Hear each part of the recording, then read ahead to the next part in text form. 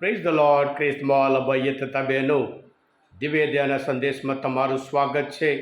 September 26મી તારીખ શાસ્ત્રપાઠ સાંભળી તમારા બાઇબલ લઈ લો. લુકનો ગ્રંથ 9મો અધ્યાય 7થી 9મી કલમ સુધી. ખ્રિસ્તમાં ભાઈએ તથા બહેનો, પાપ, અપરાધ, ગુનો કર્યા પછી કોઈ માણસ શાંતિથી જીવી શકે નહીં.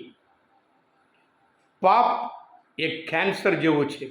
જેવી રીતે કેન્સર શરીરમાં રહી ધીરે ધીરે ધીરે એને નુકસાન કરે છે, અને એવી રીતે પાપ આપણા મનમાં રહી ધીરે ધીરે આપણે ડિસ્ટર્બ કરે છે, અશાંતિ લાવે છે, ઊંઘી શકતો નહીં, ડર લાગે. જે વ્યક્તિના વિરોધ આપણે પાપ કર્યા હોય અને જ્યારે જ્યારે આપણે બીજા કોઈને એવા લાગીએ, એને લાગે છે એ જ માણસ આગળ સામે આવી ગયો છે. આજના શુભ સંદેશમાં આપણે જોઈએ છે હેરોદ.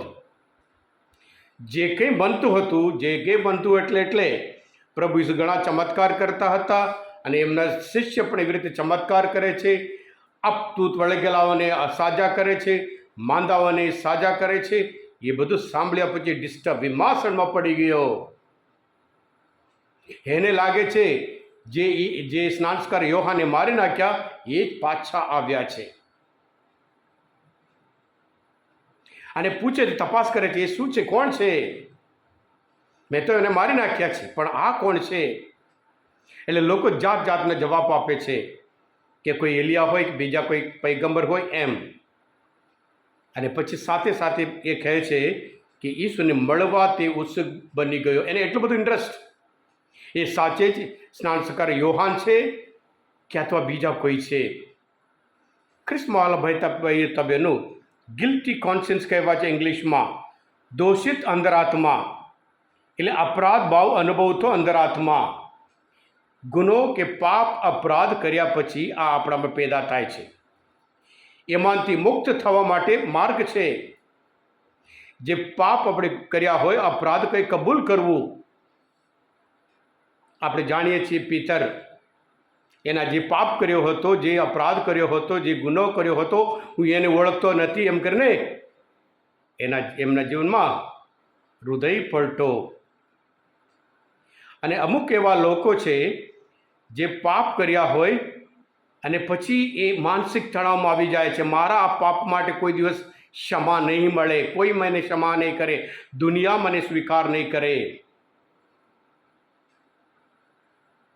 એ યહૂદા માનસિક તણાવ, રાત દિવસે ડરે છે, બીવે છે મને શું થાય.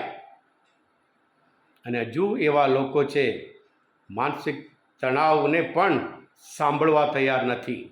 એ છે હેરોદ. અંતરાત્મા કહે છે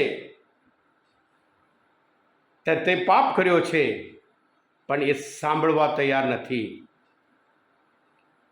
હા કૃષ્ણવાલ ભાઈ હતા બહેનો, આપણે પણ ઘણી વખત આ હેરોદ જેવા, જ્યારે બીજા લોકો સારું કામ કરે આપણે ડિસ્ટર્બ થઈ જઈએ છીએ, આપણે સ્વીકાર કરી શકતા નહીં. અને જે ખાસ કરીને જે વ્યક્તિ આપણે ગમતા નહીં, એ વ્યક્તિ સારું કામ કરે એને પ્રશંસા કરવા આપણે તૈયાર નથી, વખાણ કરવા તૈયાર નથી, ઉલટું નુકસાન કરવા તૈયાર થઈએ છીએ. માથીના ગ્રંથમાં 3જો અધ્યાયમાં 8મી કલમ આપણે પોતે મળે છે, હૃદય પલટાને શોભે એવા કાર્ય બતાવો.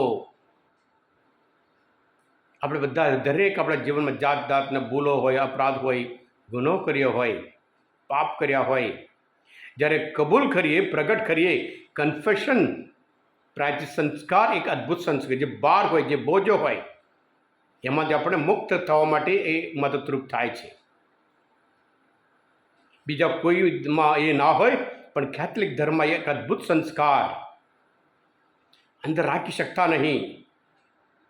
અને જ્યારે પ્રગટ કરીએ અને ક્ષમા માગીએ, સ્વીકાર કરીએ, ત્યારે આપણે એમાંથી મુક્ત થઈએ છીએ. કારણ પ્રભુ ઈસુ સર્વ પ્રકારના પાપમાંથી, અપરાધમાંથી આપણે મુક્ત કર્યા.